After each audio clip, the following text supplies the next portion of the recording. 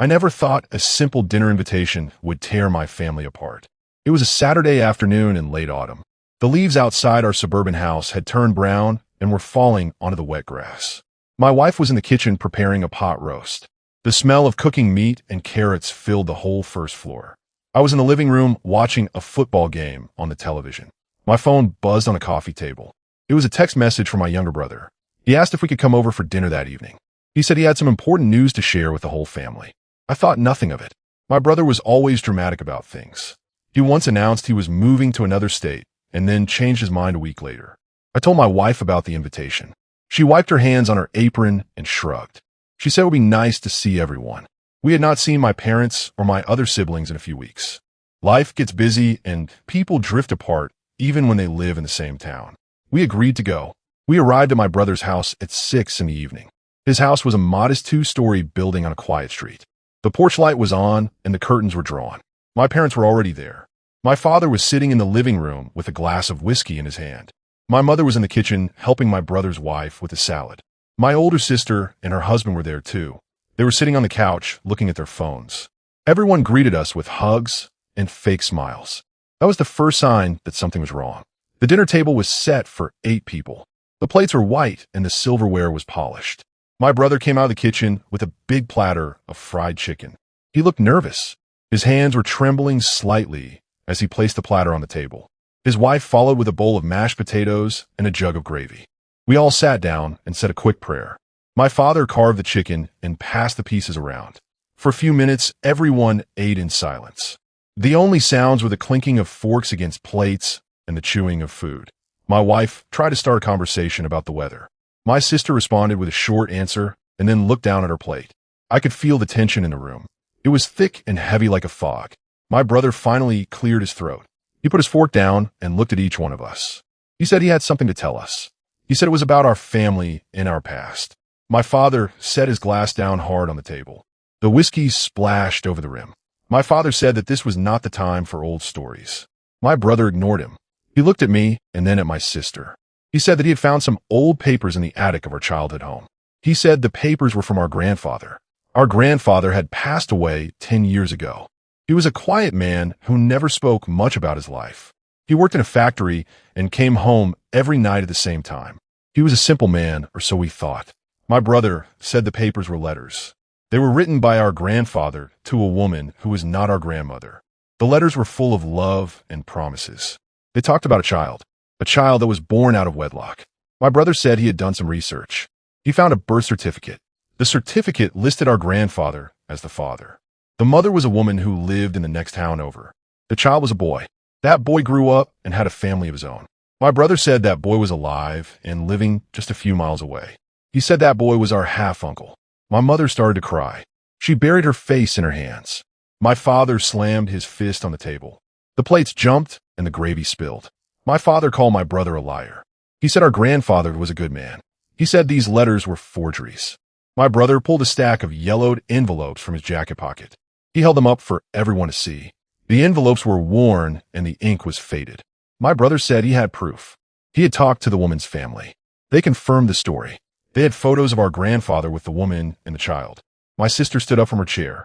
Her face was pale. She said this was a betrayal of our grandmother's memory. Our grandmother had passed away 5 years ago. She was a kind woman who baked cookies and knitted sweaters. She never spoke ill of anyone. My sister said we should never speak of this again. She said we should burn the letters and forget everything. My brother refused. He said this was our family history. He said we had a duty to reach out to this man. He said this man was our blood. My wife squeezed my hand under the table. She looked at me with worried eyes. I felt like the room was spinning. I did not know what to think. My grandfather was my hero. He taught me how to fish and how to fix a bicycle. He took me to baseball games and bought me ice cream. He was a constant presence in my life. Now I was learning that he had a secret life, a life that he kept hidden from all of us. My father got up from the table and walked to the window. He stared out into the dark yard. His shoulders were slumped and he looked old and tired. He said that our grandfather made mistakes like everyone else. He said we should not judge him. He said the past should stay in the past. My brother argued back. He said that ignoring the past was a mistake. He said that this man deserved to know his family. He said that we deserved to know him. The argument went back and forth for what felt like an hour. Voices were raised and tears were shed. My mother asked my brother why he had to dig this up. She said he was destroying the family. My brother said the family was built on a lie. He said it was better to face the truth than to live a comfortable falsehood. My sister's husband tried to calm everyone down. He suggested we take a break and think about things rationally. No one listened to him. The dinner was ruined. The chicken was cold and the gravy had congealed. My wife stood up and started clearing the plates. She said we should all go home and sleep on it. She said we could talk again in the morning when tempers were cooler. My father agreed. He put his hand on my brother's shoulder. He said he was not angry at him. He said he was angry at the situation. He said he needed time to process everything. We all put on our coats and walked out into the cold night air. The stars were out and the moon was bright. My brother stood on his porch and watched us leave. He looked sad and alone. My wife and I drove home in silence. The only sound was the hum of the engine and the wind against the car windows. When we got home, I sat on the couch and stared at the wall. My wife sat beside me and put her head on my shoulder. She said that family was complicated. She said that love was not always simple. She said that we would figure it out together. I did not sleep that night. I thought about my grandfather and the man he used to be. I thought about the woman he loved and the child he never claimed. I thought about my brother and his need for the truth. I thought about my father and his need for peace. I thought about my sister and her need to protect the past. The next morning, I woke up with a heavy heart. I made coffee and sat at the kitchen table. I opened my phone and looked at the messages from my family. My brother had sent a picture of the man. The man was old with white hair and kind eyes. He looked a lot like my grandfather. My sister had sent a long message about loyalty and respect. My father had sent a simple message saying he loved us all. I did not know what to do. I felt torn between my brother's pursuit of truth and my father's desire for peace. I felt torn between my sister's anger and my mother's grief. I decided to call my brother. I told him I wanted to meet this man. I told him I wanted to see for myself. My brother was quiet for a moment. Then he said he would arrange a meeting. He said the man was open to meeting us. He said the man had always wondered about his father's other family. A week later, we drove to a small diner on the edge of town. The diner was old with red vinyl booths and a jukebox in the corner. My brother and I sat in a booth by the window. We ordered coffee and waited. The man walked in at noon. He was tall and thin. He wore a plaid shirt and work boots. He walked with a slight limp. He introduced himself with a warm smile. His voice was soft and gentle. He told us about his life. He told us about his mother, who raised him alone. He told us about how he never knew his father. He told us about the letters his mother kept hidden in a shoebox. He said he read those letters every night as a child. He said they gave him a sense of who his father was. He said he had a good life. He had a wife and children and grandchildren. He said he did not want to disrupt our family. He just wanted to know his roots. He just wanted to look into the faces of his father's other children. I looked at this man and I saw my grandfather. I saw the same shape of the nose and the same color of the eyes. I saw a man who was kind and honest. I felt a wave of emotion wash over me. I reached across the table and shook his hand. I told him he was welcome in my life.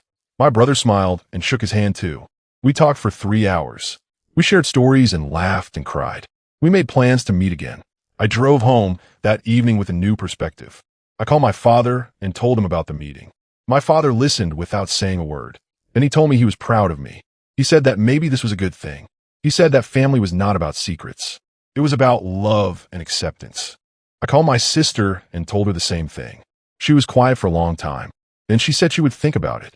I knew it would take time. I knew that not everyone would accept this new reality. But I also knew that I had done the right thing. I had opened my heart to a stranger who was not a stranger at all. I had honored my grandfather by acknowledging his full story. I had honored my brother by supporting his search for truth. I had honored myself by being brave enough to face the unknown. My wife hugged me when I got home. She said she loved me and she was proud of me. She said that life was full of surprises and that we had to roll with them. She said that this new man was now a part of our family tree. I sat on the couch and watched the evening news. I felt a sense of peace that I had not felt in weeks. The family drama was not over. There would be more conversations and more arguments. There would be more tears and more laughter. But we had taken the first step. We had chosen connection over division. We had chosen truth over comfort. And that was all that mattered. That was the beginning of a new chapter in our family story. A chapter that would be written with honesty and hope. A chapter that would include a man who had been left out for too long. I looked at my phone and saw a message from my brother. It was a picture of the three of us at the diner. My brother was on the left, and I was on the right. The man was in the middle with a big smile on his face. I saved the picture and set it as my background. It was a reminder that family was not always neat and tidy. It was messy and complicated and beautiful. It was a reminder that love could bridge any gap. It was a reminder that the past could be healed. It was a reminder that we were all connected in ways we could not always see. And that was a lesson I would carry with me for the rest of my life.